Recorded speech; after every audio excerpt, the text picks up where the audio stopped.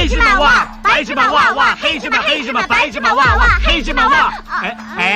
又赢了。大少爷丧彪是个没有野心的纨绔子弟，不过这二少爷丧德也是一个糖衣炮弹。其老爹丧良出于综合性的考虑，他最终决定把龙头之位传给丧德二少爷，因此这也让丧良引来了杀身之祸。就在他们结束晚宴走出大门的时候，路边突然出现了几个不知名的杀手。眼看如此，熊书记丧良挡下了致命一枪。不过事情的进展已然超乎了想象，丧良在被送往医院的途中领取了泡面。事发突然，整个家族顿时陷入了恐慌，而熊叔却突然告知丧彪一个惊天的秘密，原来丧良之死是他一手策划，这让丧彪感到难以置信的愤怒。然而这件事情很快就发生了转变，因为熊叔的目的是要帮丧彪夺回王座，所以丧彪本着享受荣华富贵的贪念，当场与熊叔达成了一个毁灭家族的共识。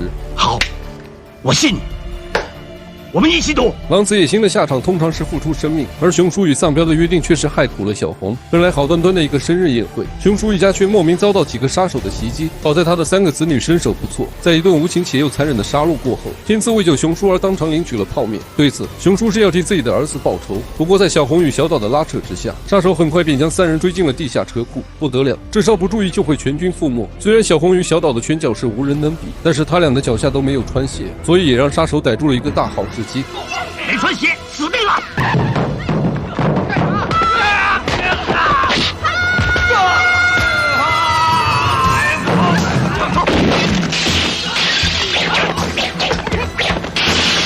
之后，小红为了救下熊叔而身中一枪，如此，小岛也顿时把功力发挥到了极致。如果不是小红拼死拿自己来作为铺垫，恐怕熊叔和小岛就再也见不到隔日的阳光。不得不说，这小红是真的好惨，她在临死一刻都还不知道事情的原委。逃出后的熊叔在路边拦下了一辆汽车，真是够巧，司机居然是我们的大傻哥。我给你钱，干嘛？拿钱压我呀？哼！大哥电话我都有2个。哇，砍人呐！哎呦！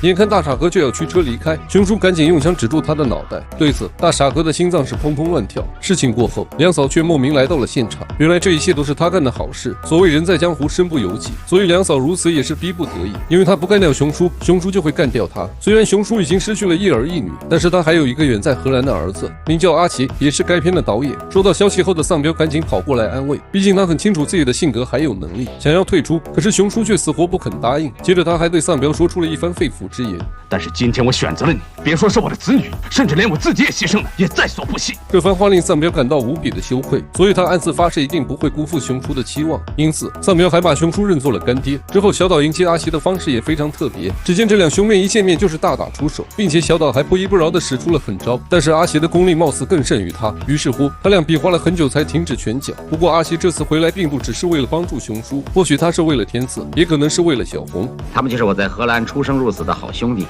她是我妹妹。我叫小岛，请多多指教。我叫阿俊，我叫大燕仔。他叫无人性，他叫大鼻子，而他却把自己称之为棒槌。当然，还有一个爱吃包子的汉堡。不过此刻阿奇还并不着急回家，因为他要先找那个害死兄妹的家伙。没错，幕后黑手正是梁嫂这边的高雄。得知阿奇回来，高雄也是无比心慌。但是阿奇是个说干就干的高手，只见他带着一票人马就开始了行动。而高雄因不及反应，被其揍的是惨不忍睹。你妈叫你摆姿势照相啊！快上！话音刚落，汉堡就采用了瓮中捉鳖。之后短短不到5分钟的时间，高雄手下被阿奇等人打的是一个不剩，就连他自己也差点被揍成了猪头。碍于高雄是阿奇长辈的缘故，阿奇不得已才许诺放他一马。你现在立刻就在我的面前消失，如果再让我见到你，我就要你的命！不过他是万万没有想到，阿奇答应他的事情，小岛却不答应，所以高雄刚一出门就遭到小岛的伏击。随后他俩经过一番拳脚上的摩擦，高雄手忙脚乱又跑回了酒店。如此，他也再次见到了阿奇，于是阿奇也严格遵守了自己的承诺。或许这也是高雄应有的下场。大事已成，阿奇终于会见了熊叔，但是好玩的小岛却和汉堡玩起了游戏。当当当当当当当当当。很快，高雄的事情就被丧德知晓，他跑来询问梁嫂下一步的计划，但是梁嫂却没有正面回答，毕竟他还隐藏着一个天大的秘密。当然，这个秘密还与熊叔有关。伴随二叔带着一票杀手归来，整件事情也随之发生了转变。他们利用丧彪爱出风头的性格，顺便将熊叔也骗上了一条不归之路。而小岛为了救下熊叔，则命丧当场。这件事情对阿奇的打击很大，所以他带着一票兄弟便开始了复仇。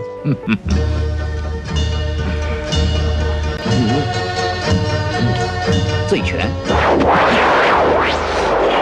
之后丧德因跑到警局才躲过一劫，不过二叔却没有他那么好运，毕竟熊叔的手下早已盯上了二叔，所以这二叔的结局自然是一命呜呼。然而此刻阿奇却又走了一步险棋，他把本该去往医院的丧德当场劫持，如此举动也是为了报答熊叔，但是熊叔的做法已经超乎了阿奇的想象。只见他把丧德绑在一个漆黑的仓库，然后叫丧彪来亲手干掉自己的弟弟，如若不然，这里就是他两兄弟的最后归宿。而两嫂藏于心中的秘密也随之揭开，原来阿奇与丧彪出身于同一家医院，熊叔为了进展自己的夺权计划，他不惜用丧彪与阿奇进行了兑换，所以丧彪才是熊叔的亲生儿子，这也解释了熊叔为何要帮助丧彪。因此丧德最终还是领取了泡面，可是熊叔的报应也随之降临，毕竟他作恶多端已经到了天理不容的地步。话说阿奇不知从哪听到了这个秘密，于是他准备带着自己的好友火速离开。然而当阿奇赶回住所的一刻，他的好友已经被熊叔的手下干掉，如此这也把阿奇给逼上了梁山。在熊叔准备挟天子以令诸侯的隔天，阿奇冲进现场与其大战了数百回合，并且丧彪也于昨晚领取了泡面。谁可以阻止我的？熊叔这一生最信奉的就是成功2字，但这所谓的成功也让他付出了惨重的代价。故事结尾，阿奇因重伤不治结束了一生，而熊叔也因发疯被关进了精神病院。